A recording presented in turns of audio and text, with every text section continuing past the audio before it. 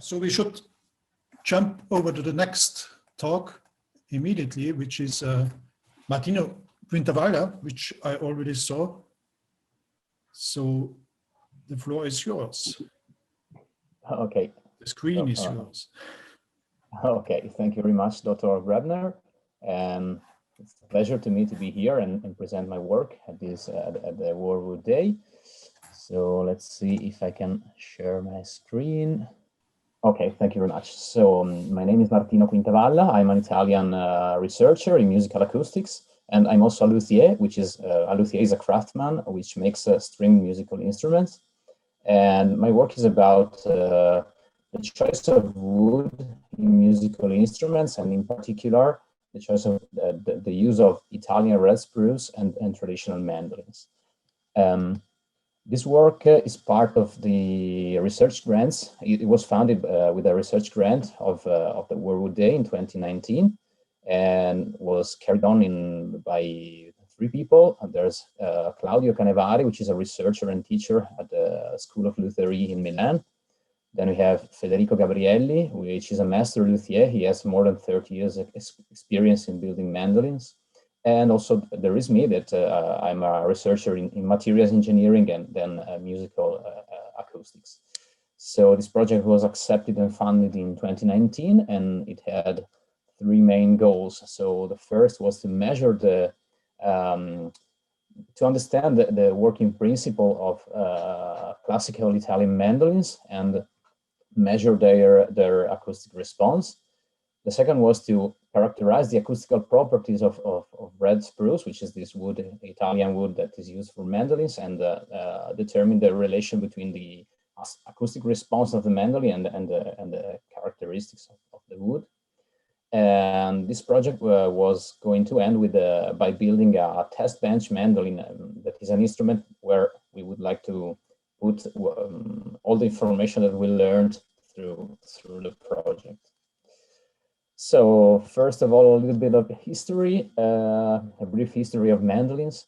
So mandolins are very old instruments. They descend from ancient lutes, and there are historical traces of lutes in 3000 before Christ, so a long time ago. These lutes evolved during time as a consequence of wars and migration and cultural influence.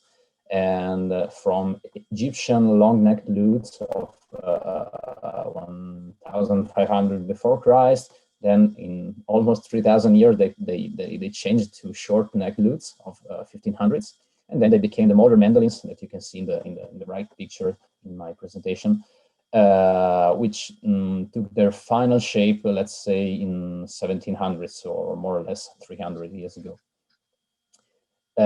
These are the classical Italian mandolins, and they're called the bowl-back mandolins because one of their features is that they have this bowl back. It looks like a tortoise shell, and it's made of very thin ribs that are bent and then glued together to form the back of the instruments. Some other features are that mandolins have 8 strings. There are 4 double strings, and they're tuned pretty much like a mandolin. And these strings are double because with double string, I will show you, you can make a longer sound even without the bow. So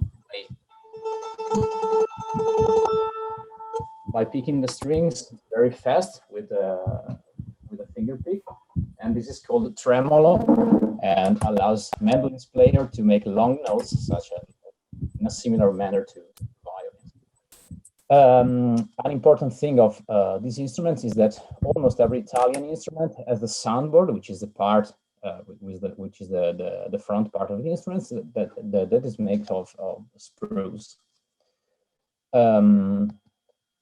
So let's talk about mandolin evolution. So mandolin aesthetics did not change much since the 1700s.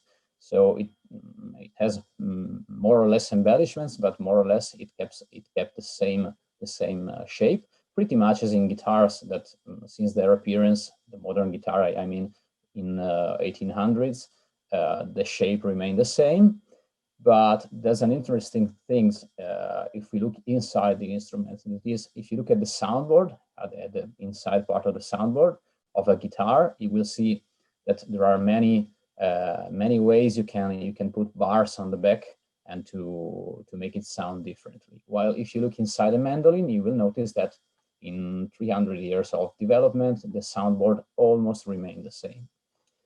And this is a particular feature that gives mandolins a particular sound. And so our aim in the project was to understand how can we define the sound of mandolins.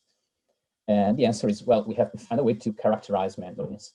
And so how do we do? We make a so-called tap testing. A tap testing is a test where you hit, you can see the device we use here on the right. So you hit the soundboard of the instrument with a little hammer. This is a particular type of hammer with a sensor in the tip that tells you how much force you are exerting. And then you can measure the sound produced with a microphone, or you can measure the displacement of the soundboard with an accelerometer, for instance. And in this way, we have characterized many instruments. And why we characterize them this way? Because the soundboard has a certain response to the forces. For example, the force that we perform with a hammer, but also the force that we perform by playing the strings. So this is why we use this kind of measurement. So we perform this measurement over many mandolins, and what one sees with this kind of measurement is that he can acquire what is called the sound spectrum, and the sound spectrum is basically the signature of the instruments and tells us which is the voice of the instrument. Here on the right, you can see many spectra of different instruments from 1796 to something more contemporary, 1919, for instance. And we can see that there are some common features. These spectra have peaks, and peaks are located in, some peaks are located always in the same region. For example, the first peak is always at 200 Hertz.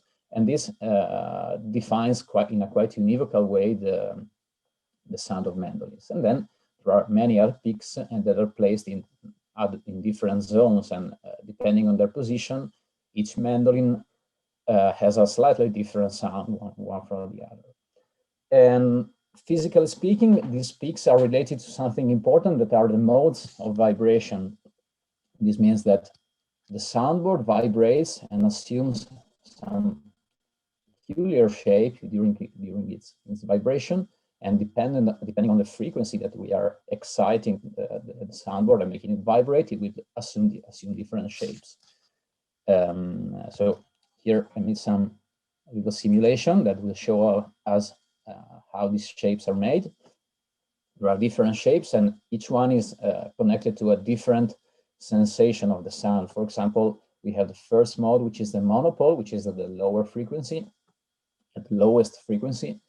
And this mode radiates sound equally in every direction and contributes to a sensation of loudness. Then we have, for instance, at a different frequency, we have a dipole movement. And this dipole is related more to a sensation of loudness, but not towards the audience, but rather towards the player. Then we also have some multiple modes. We have many of them. Now we have reported just 3 that are related to that radiate sound in a more complex pattern, and they are related to the directivity and the projection of sound.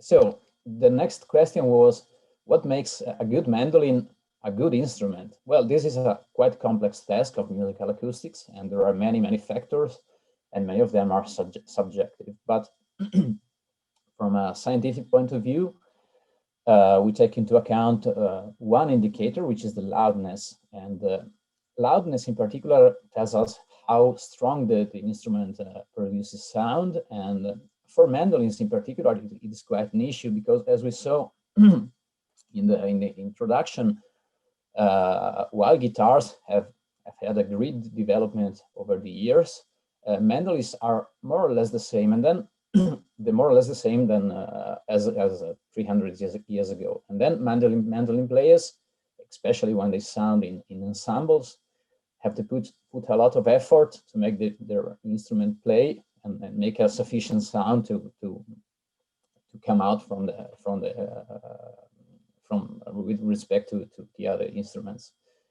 And so we said that monopole mode is the one which is more linked to the loudness, and in particular we can define this monopole mobility, which is something proportional to the sound pressure, and assuming that it behaves like a physical object which is called harmonic oscillator, we know that the mobility is related to the stiffness of the soundboard and also to its mass. So basically here, two factors come into play, and the first is the choice of wood, and the second is the soundboard design. So about wood in particular, an interesting thing is finding a way to select wood, because luthiers always go to the wood yard, and in the wood yard, you see in this picture, there are like thousands of pieces of wood. So which one is better? And it is not so easy to find an answer to this question. There's no single answer, but what we can understand by studying acoustics is that sound properties are related to mechanical properties and density in particular. So the mechanical properties are those properties that link the stress caused by forces to the strain, which is a deformation. And usually for inelastic materials is defined by this modulus of elasticity, which we can also call stiffness in a simple way. So the higher the modulus of elasticity, the stiffer it is a material. But wood is not so simple in its behavior because it's an anisotropic material whose response depends on direction. So, for example, for the wood used for musical instrument, which is a very selected quarter sawn wood that you can see here on the right picture, we have to, in order to characterize it mechanically, we have to determine 4 elastic moduli, which requires 4 different measurements for each piece of wood that we use. I think it's a bit complicated.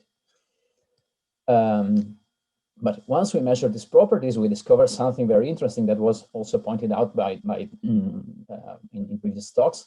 And something this characteristic is that the sound radiation coefficient, which is a number that tells us how well a material radiates sound, depends on the stiffness of the materials and also on its density. And if we take a look at this sound radiation coefficient that we can see here in the last row, we can see that woods in particular have the higher sound radiation coefficient, and it is usually much higher with respect to many other materials, such as, for example, steel, aluminum, polymers, and so on. So wood is naturally one of the best materials to build soundboards, and also to build, for example, beams or structural elements, as we saw in the previous talks. But there's a problem in making musical instruments, and the problem, the particular thing, is that wood is a natural material, so it has variable properties. These properties can vary quite a lot between even the same species, but also even the same log. And by studying this and measuring these properties, what we understand is that, for example, wood density is one of the most important parameters, because it is also related to the mechanical properties. So to understand the influence of this variation on mandolins, we performed some simulations, and the simulations with the finite element analysis showed us something quite interesting. And the first thing that we see is that if we vary the wood density, so if we pick up different pieces of wood to build the instrument soundboard, we can obtain a soundboard whose modes of vibration vibrate at different frequencies. So if we look at the sound signature of the mandolin, for example, here on the right, if we increase the density, we go towards higher frequency, or if we decrease the density, we go to lower frequency. This turns into the fact that light wood or heavy wood have totally different sound on the same instrument, even if we build it with the same geometric tolerance. The second thing is that if we change the wood density, also there is a change mobility of the monopole, which is related to the loudness of the instrument. So basically, this tells us that if we use light wood, we would probably make instruments which make more sound. This is what we see in the presentations before, also about making beams. So light wood is usually much better.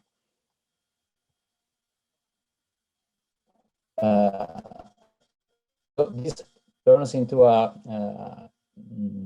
let's say not a problem, but an issue for luthiers. So we have to find a way to measure the mechanical properties of the wood in order to build instruments as we want. And this is indeed possible, and it is possible by making this tap testing, that is taking a piece of wood, knock it with a knuckle, and once it was done by ear, but now we can do it with some more sophisticated instrument, but not very sophisticated like a microphone and a sound card. And from the notes that we can hear from a piece of wood, you can retrieve the elastic properties and also the density. And once we know this property, we can establish the soundboard geometry to achieve a correct intonation of the instruments. So this is more or less a roadmap to building mandolins or whatever other stringed instrument in the right way. So during this project, we analyze. Martino, we have 4 minutes left. Okay, 4 minutes left. Great. And so in this project, we also studied some more complicated things that probably there's no time to explain them right now. And well, just to say that we submitted some papers regarding this characterization of wood. And so here we come to the fun part. So the real fun part of the project was to learn how to build mandolins. And here you can see some pictures. So I worked personally with Maestro Federico Gabrielli, which had a long time experience in building mandolins. He taught me how to build these mandolins, and the mandolin I had with me that you can see here in the video is one of the mandolins we have built together during this project. So our aim was to build one mandolin at the beginning, but in the end, we had a bit more time, and then we ended up building 3 different mandolins. And they look apparently really the same instrument, but they are 3 very different instruments in that we try to develop a bit the soundboard based on what we learned. In particular, we made 3 completely different soundboards, trying to experiment a little bit and see where we could get by experimenting with the acoustics. Of course, these 3 mandolins had a completely different acoustic signature, as you can see here in this plot. And we asked some musicians to test them to understand if we were working in the right direction to improve quality, for example, or to obtain a different sound. And actually, there are some important differences between these 3 instruments. So the first one is a classical mandolin, and it's built in a classical way. And actually, it is not surprising that it sounds really classical. But the second and the third one were realized with a lighter soundboard to provide more sustain and more sound. And also they were built using a mix of wood and composite materials to highlight more some of the advantages of using wood.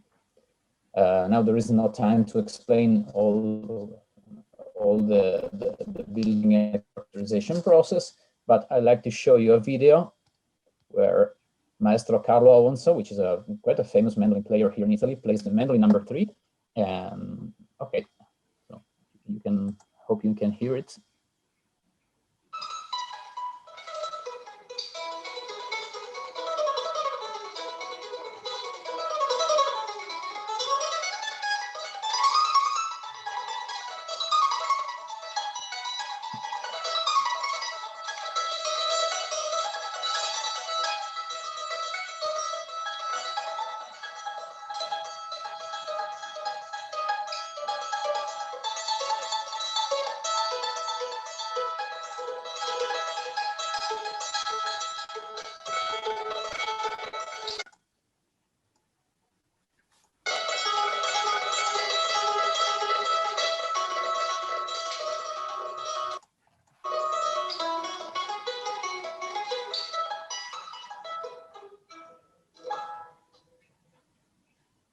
Okay, here this was just to understand a little bit how is the sound of mandolins and what we could achieve during this project. But of course, it was quite a long journey that lasted.